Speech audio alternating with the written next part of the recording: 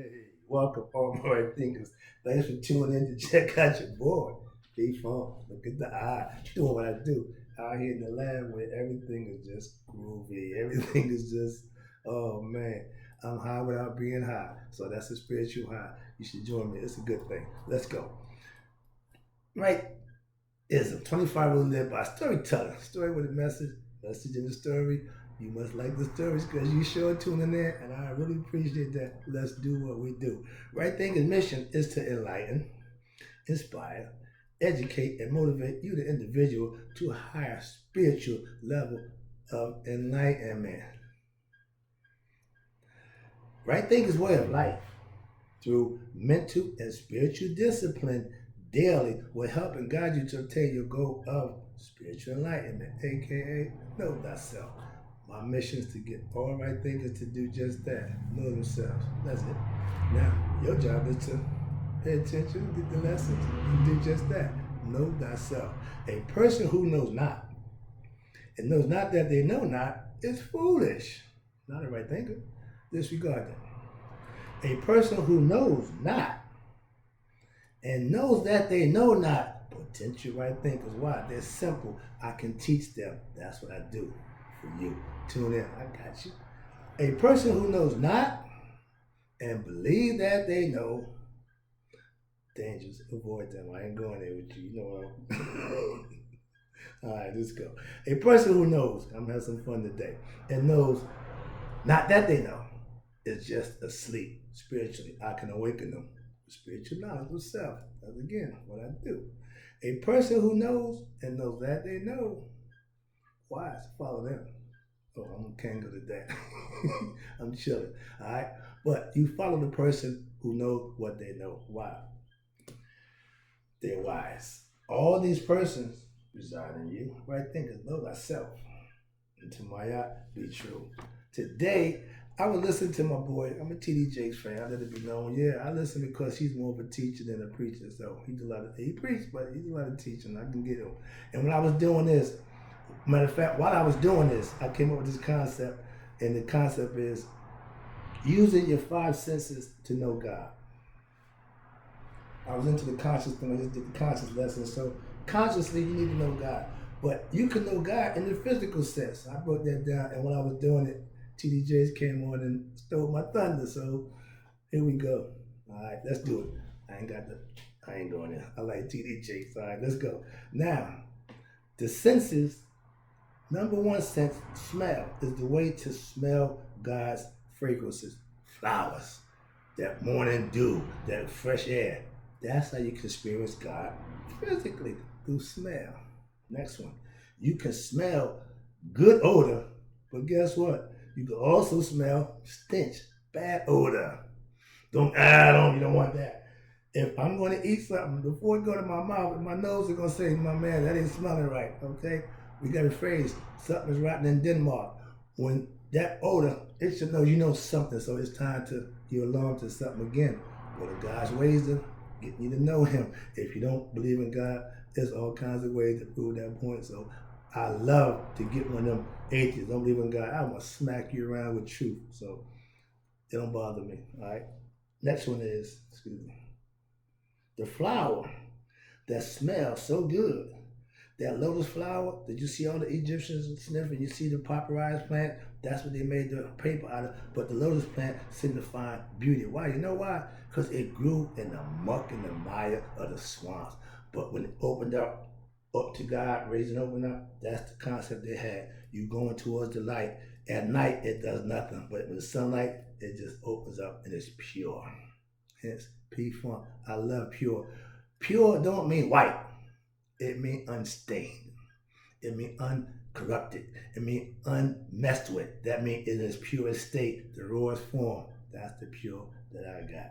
Next one, we smell stench, rotten food, waste, garbage. That's another sense. The first sense that God gave man to recognize him. Okay, physically. The next one, sight. Listen to me good. You will never lay eyes on God. Ain't gonna happen. But you can see his majesty, his beauty, and everything around you. Let's understand. Let me break that down for you. Because God is a spirit. He brings the manifestation through Ra, the sun, and through nature, which is here. Before we got here. All that was done before we got here. Understand that too. Another lesson. Let me tell you about the sight deal. I love the sight of sunrise, sunset. I sit between the pyramids. I love seeing that picture of the pyramid going down, the sun going down between the pyramids. I love to see the sunrise in front of the Sphinx's face. Okay, all these are symbolic ways that they represented and respected God, nature, Ra, the Father, whatever you want to call it. Okay, but they saw it.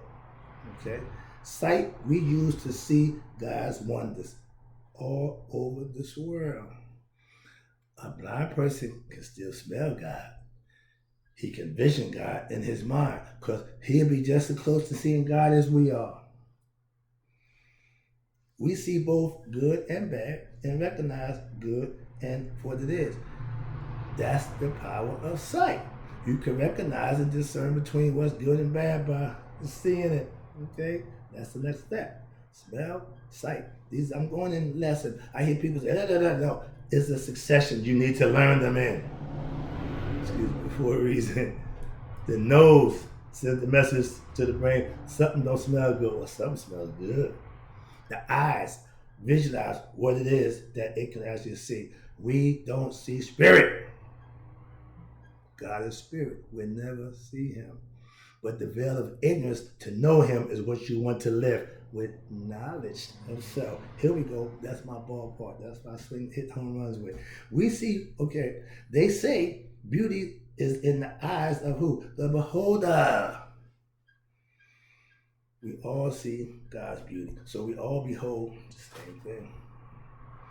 You can't see God with human eyes.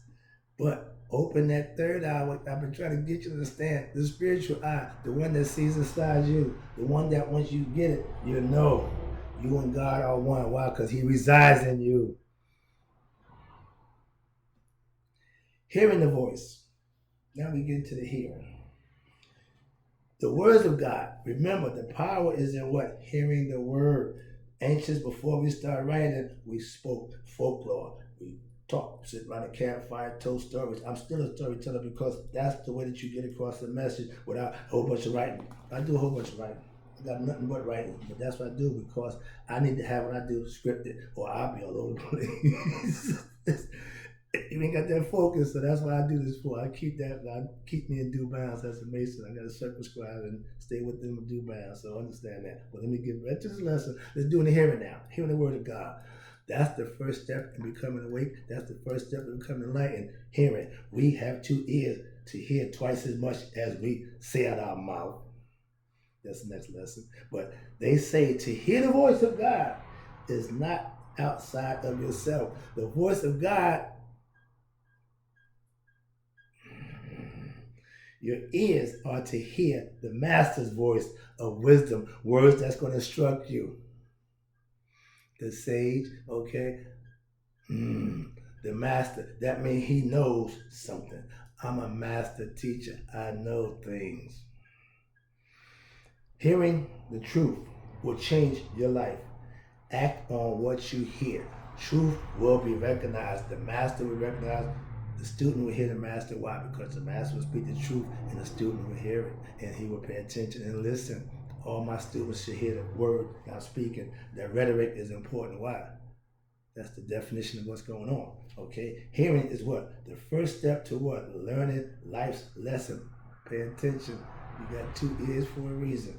Next one is, now, this one, touching God physically, not spiritually, ain't going to happen.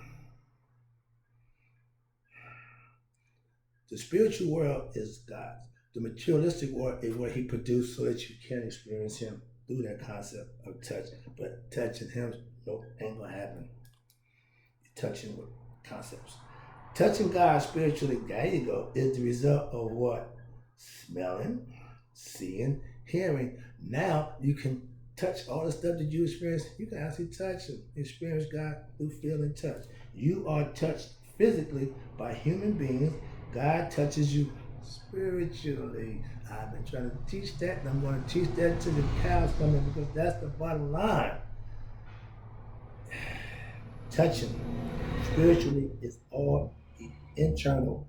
God is spiritual. You can feel Him. You can experience Him. That's what it's all about. That's what makes the spirit. That's what it's all about. And make God conscious. You will recognize it. If you're touched by God, watch this. You're being what? Blessed. I was told I'm walking in God's grace. I just live right, do right, and try to be the best I could. And y'all call it luck. No, I just call it me creating my own environment in which I live in my own world of what? Doing the right thing. And things happen. I don't watch the news. I don't go out here debating and having foolish conversations to prove who I am. None of that. I spend my time teaching those who tune in and check me out on YouTube. Everything else in my personal life ain't nobody else's business. Here you go, excuse me, sorry for that, but yeah, that's God. You can touch others by what? Getting them to what? Touch God for themselves. I want you to know God for yourself. That's part of knowing God. You gotta be able to touch Him. One of the senses in the physical body that I'm trying to get you to understand. Last one we're gonna go with is when you do all this, taste. When you taste God, that's the best taste in the world. Okay? That's my spiritual gumbo. That's what this is all coming down to. You mix it all up, but you gotta have just right amount of that, a little bit of that, some of that. Oh, you can't. I don't need that one. Just some of that. And when you put it all together, it works. Let's go. Last one. The taste of God is what? The knowledge of self. That's the final. The final part of this physical body is putting it and digesting it. You are what you eat, philosophically, and I eat knowledge. Spiritually. Let's go. God is a required taste. I serve onion lemon juice. The knowledge of God, it tastes terrible in the beginning. Why? Because but it's an acquired taste. You end the love it. Told you in the end, you got some more of that lemon onion juice. So trust me. All right. God's that required taste. Once you get that taste of knowledge, you want more. Okay? Not more. M-O-R-E. No. More. M-O. More. Smoke. If you get a taste of God, grace, you will want it forever. I want to continue to walk this walk I'm walking right now. Right until when the clock stops for me, when time runs out on me. I have no problem with that. That's going to happen, so I ain't got no problem with that. I'm marching to it. Yeah, I'm going. Why? I'm walking in the grace. I'm doing what I'm supposed to do. I'm being blessed on a regular basis. Trust me. I put my first taste of God. I got my first taste of God 7 years ago. And I've been drinking it ever since. I've been serving it ever since too. All right. I know the taste of God is not set. The taste of God will set you free. To it did me. I thought I knew. I thought a lot. Man, thought don't mean nothing. Once I started realizing what I knew, it was right. Now I do what I do for you because of what I know. Trust me. Last one. I appreciate you tuning in. The ultimate taste of God, the ultimate taste is that of God, grace. I walk in it, I talk in it, I live in it. Try it. It's a good place to be. What they call it? They say in God's bosom. Okay, whatever you want to call it, but I'm calling it what my pastor say, walking in God's grace. You should try it. Become a right thinker. That'll help you do it. I'll be back.